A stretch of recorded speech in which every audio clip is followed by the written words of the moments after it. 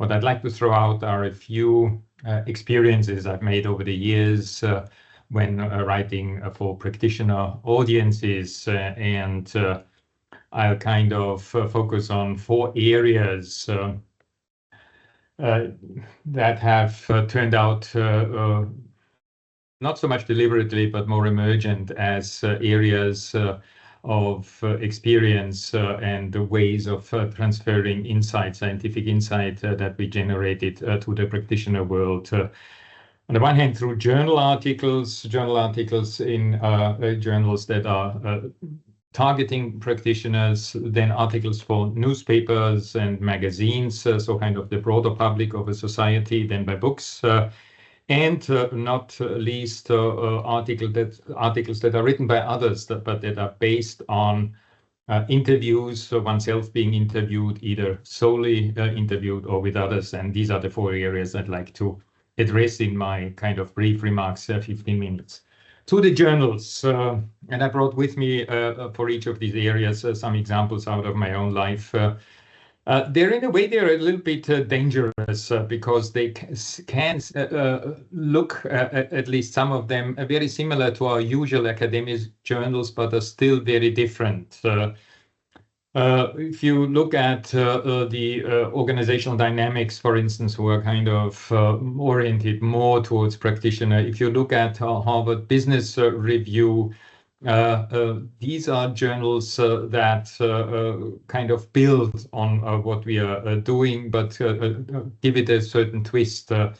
And the entry tickets for these journals, as well as for more practitioner-oriented journals at the local level, these are the examples that you can see also in the image.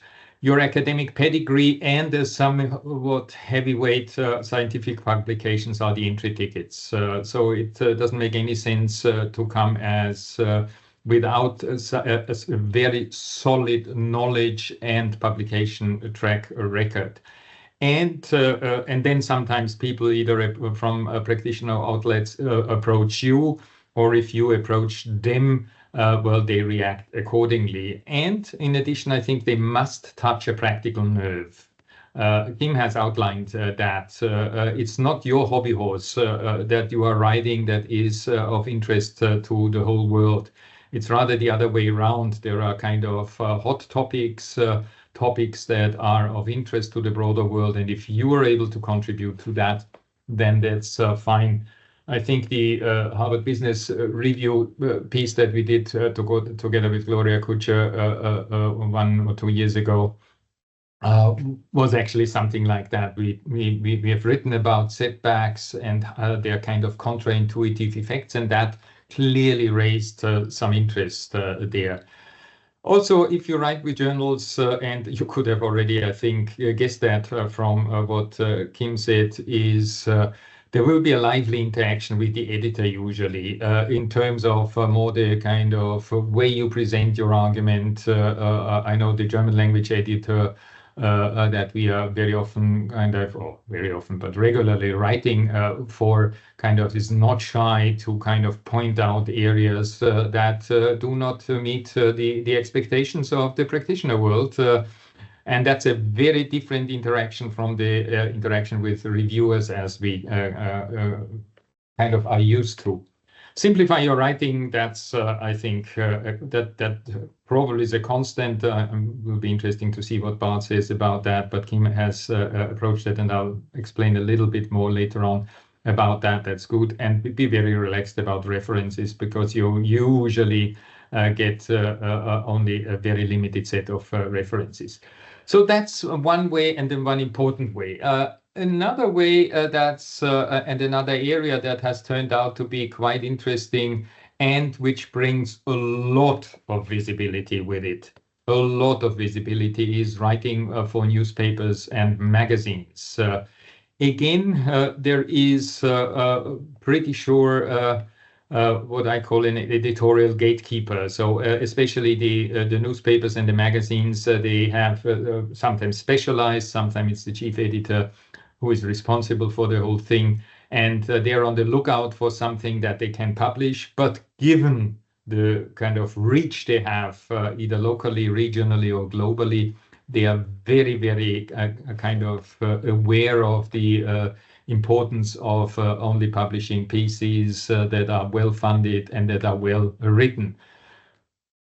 Either sometimes we, for instance, or I had a kind of a regular column or even a series about of these articles about certain topics, broader topics, or it's a one-off contribution. The regular column series obviously has to have a very close link to your expertise. If it's a one-off contribution and it's interesting, you're thinking about that, then nearly it's true that anything goes. What has helped me a lot is when I'm writing for practitioner audiences is that I don't kind of visualize in my inner kind of or in my mind the sophisticated academic colleagues like Lisa or Bart, but I kind of envision my kind of most simple-minded friend, and I'm saying, okay, to you, my dear friend, is who I'm writing to. So you have to understand we completely, or at least we, but I completely underestimate what I take for granted. That's clear. We can talk about it. No, it's not clear. In your area, yeah, in your area of expertise, maybe it's clear, but you are writing to the broader public, to the broader community of your society. So don't overestimate kind of what you can take for granted, and that helps me when I write in this area. I won't cite now the partially well-known figures about how many people read an academic article once it's published, because that usually gets us depressed. But you can be sure that when you write for instance, a regional or national newspaper or magazine, quite a lot of people read that. So your writing is read by everybody, and which is an important end, it's read by friend and foe alike, meaning people pick up on what you write, and depending on what you write, to which areas you have an opinion, a technical expertise, it sticks to the mind. What you write will be tied to your name forever. I mean, that's also true in academia, but especially in terms of newspapers and magazines. If you're in a later stage of your career, decide to run for chancellor or president or an important public position, journalists will dig into what you have written in the past. And that's something that we usually don't so much kind of think about when we write in academic articles, but for practitioner articles or for the broader public, that's for sure.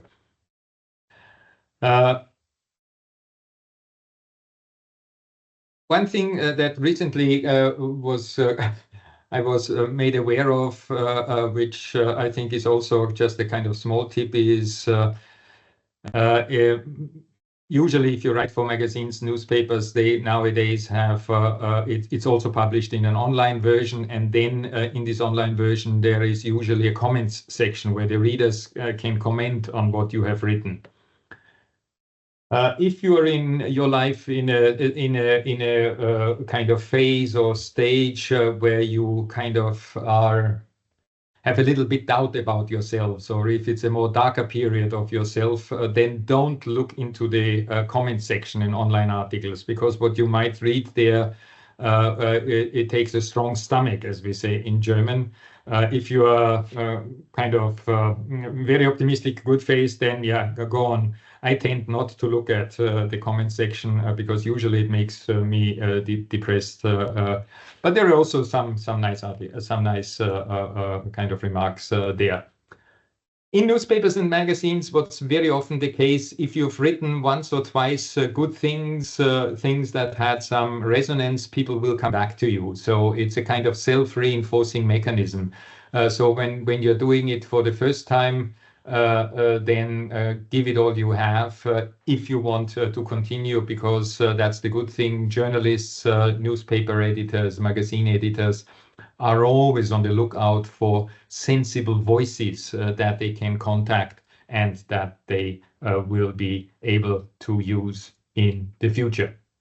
The third area is books. I'll make that a brief one there, because that's more of a heroic task for most of us, because I mean that's not what we usually do it, at least in our area, but in some cases we do.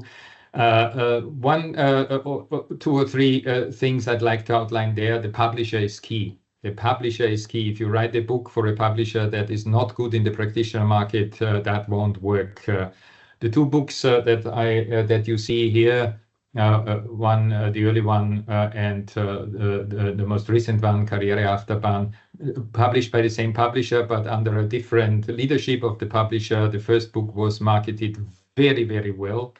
And we got a lot of resonance. The publisher changed direction, so when we in the end decided to publish that again, the second book with the publisher, we didn't get very much resonance.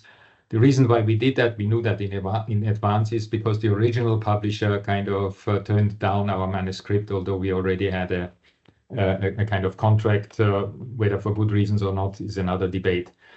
So books, I think, if you want to write a book that has resonance, kind of put most emphasis on the publisher.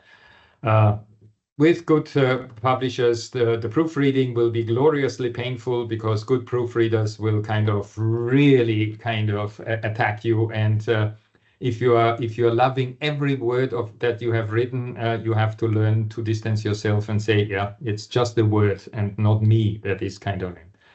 And previous executive teaching helps a lot in this writing, because in all the cases, if you have one develop an extended thought about the whole thing, if you do it in exec teaching, you already know what works, what doesn't work, and what provides a story that helps. In writing books, choose your colleagues as a writer also, because if you fall out with a colleague, which happened in one of these cases, then that can get very, very difficult.